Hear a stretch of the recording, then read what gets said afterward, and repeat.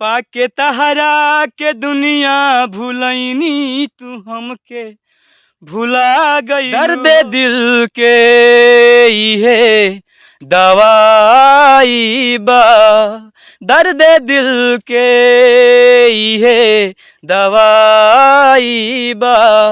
बोल पियला में का बुराई बा, दर्द दिल के इहे दवाई बा। गम में केहू खुशी में हो, हम पी अपनी बेवसी में हो।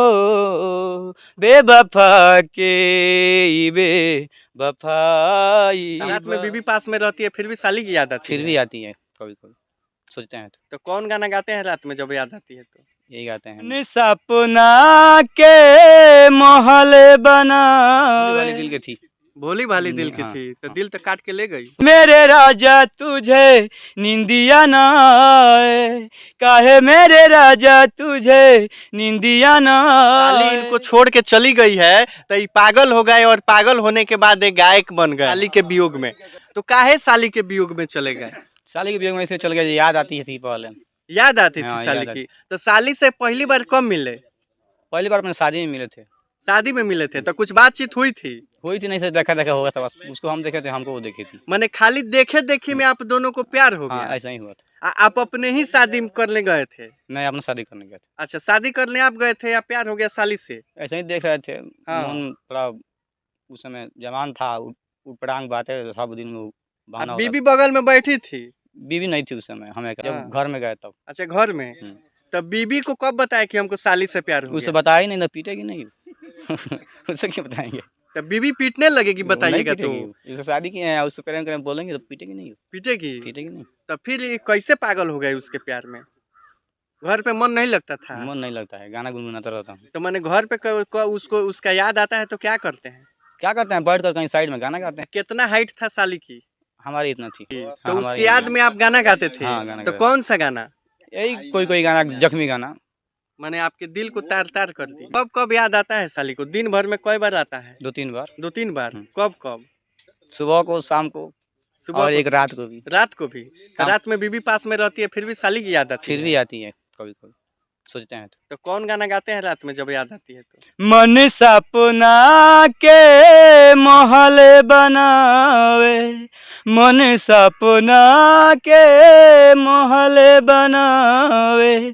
दुनिया ढेला चलावे, जिंदगिया के खेला समझ में न आवे। जिंदगिया के खेला समझ में न आवे। जब जब दिन बिगेड़े पर होला, कोई रोक न पाए। जाने काली खल किस्मत में, जाने काली खल किस्मत में, कुछ न पता चल पावे। जिंदगिया के खेला समझ में न आवे। सूरज के डूबते परछाई भी, सूरज के डूबते परछाई भी, अपनी साथ छोड़ावे। जिंदगिया के खेला समझ में न। तो साली आपको कभी कुछ नहीं बोली? वो गाना नहीं गाई आपके वियोग में? वो कुछ नहीं गाती थी, वो भोली भाली दिल की थी। भोली भाली दिल की थी तो दिल तो काट के ले गई। कोई बात नहीं, जाने दो, उसका अपना कर्म है, हमारा अपना कर्म। आपका तो काट ली। चाहेंगे कि एक और गुनगुना दीजिए साली के वियोग में। पाके तहरा के दुनिया भूलैनी तू हमके भुला गईलू हो। पाके तोहरा के दुनिया भूलैनी तू हमके भुला गईलू हो। सातों जन्मिया के असरा लगा के एक हूँ जन्म न कैलू पूरा। पाके तोहरा के दुनिया भूलैनी तू हमके भुला गईलू हो। सो जा हो, चुप हो जा, सो जा हो चुप हो जा, काहे मेरे राजा तुझे निंदिया ना आए, काहे मेरे राजा तुझे निंदिया ना आए, डैडी तेरा गा के तुझे लोरिया सुनाए, काहे मेरे राजा तुझे निंदिया ना आए।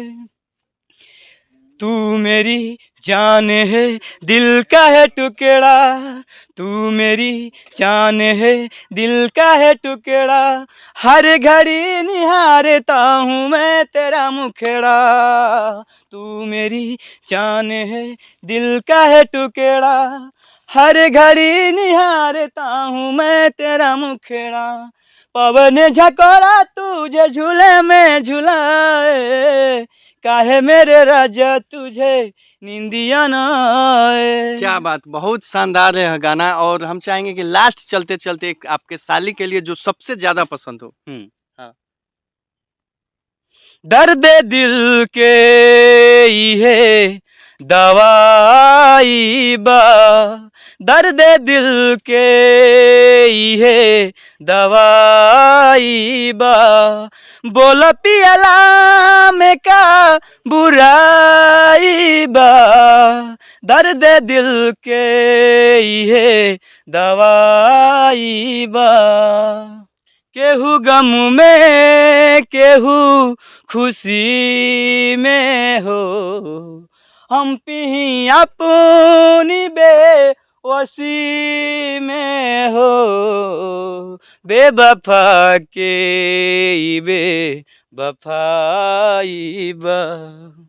चलिए, तो हमारे साथ जो आप देख रहे थे ये थे राकेश जी, और गाना बहुत ही अच्छा गाते हैं। बाकी इनका गाना आप लोगों को कैसा लगा कमेंट करके बताइए।